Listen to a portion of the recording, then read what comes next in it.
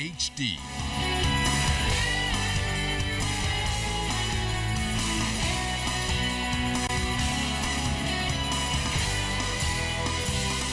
ZNS Network presents The Bahamas Tonight.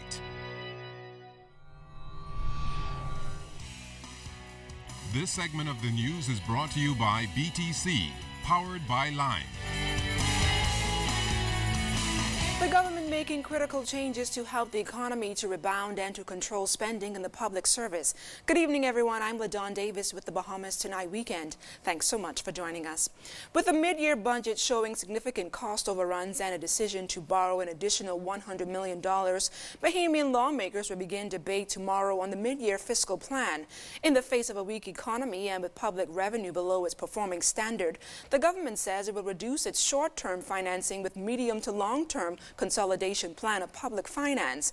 Prime Minister Perry Christie says various other measures are being taken to control public funds, which will include a new mandate and a restructured plan for the Ministry of Finance. We will vigorously strive for higher levels of accountability and transparency. In particular, the Ministry of Finance will undertake urgent and specific actions to deal with electricity consumption, communications costs, and the management of government assets and motor vehicles, specifically across all areas of government.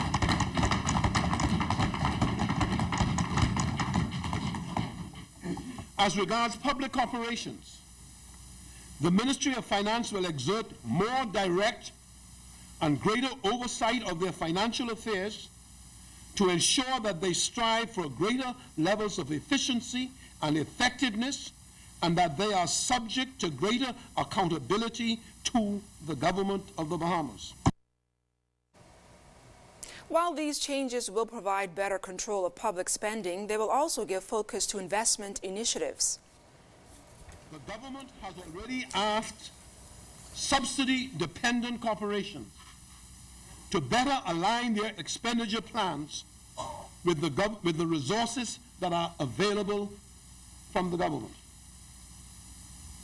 We are all in the boat together.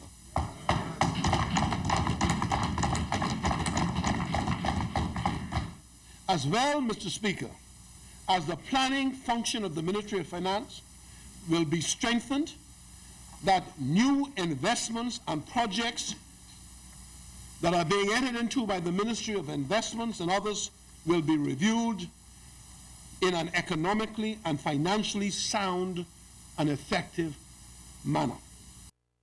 The government will also reform the customs administration system to accommodate a modern and efficient process in the collection of fees. Once again, debate on the government's mid-year budget and its new fiscal plans will begin in the House tomorrow.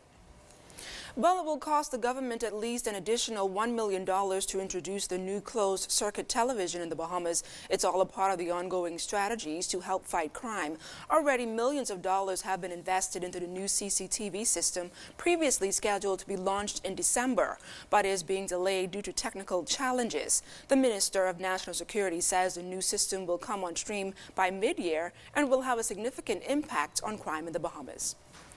In other crime news, police are requesting the public's help in locating 4 men responsible for 2 separate armed robberies on Saturday. The first incident reportedly occurred around 10 a.m. at a business establishment on Market Street and Oxford Avenue. Preliminary reports reveal that 2 men, one of whom was allegedly armed with a handgun, entered and robbed the establishment of an undetermined amount of cash and phone cards and fled the area in an unknown direction. The second incident just happened before 11 p.m. at a residence in the Shirley Street area.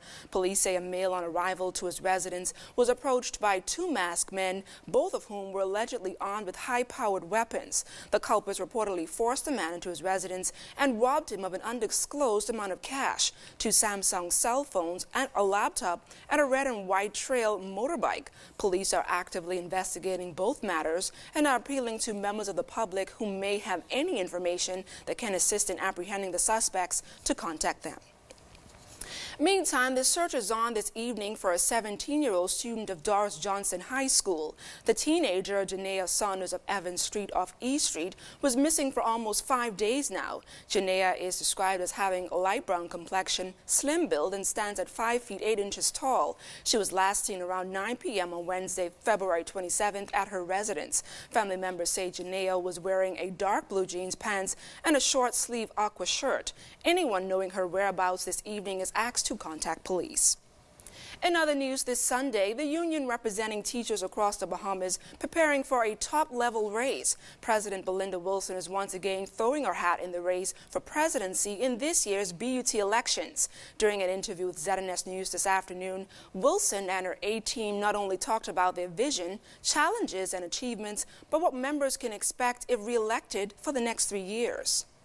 So we're really looking forward to having an excellent 3 years, 2013 to 2016. If re-elected on June 11th, incumbent President Belinda Wilson will be serving her third consecutive term as head of the Bahamas Union of Teachers, representing a membership of more than 4,000.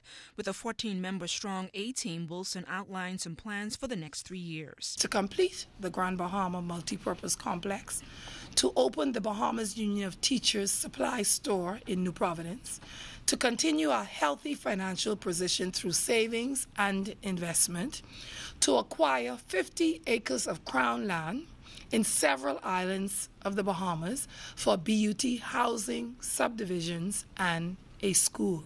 But there are still some existing issues. One of them is the payment of outstanding monies owed to members. But Wilson says the nation's leader has assured that will change in this fiscal budget. The $5.2 million that is owed to our members, and some as far back as 1999. But I am so pleased to say today that there are some funds that have been found in this budget for this fiscal period that ends June the 30th, and there will be a large number of our members who will be receiving monies that were owed to them. The incumbent president says she has always placed her members first, and the accomplishment earned during her tenure prove it. Construction of a $1.3 million multi-purpose building in Grand Bahama, a healthy financial position, investment in Arawak Port, a retirement fund for members, a debt survivors benefit. Now, although there are no stipulations in the Constitution on how many terms the union's president could seek the top post, Wilson says she is now in the process of seeking out her successor. Stay close. We've got more news right after this.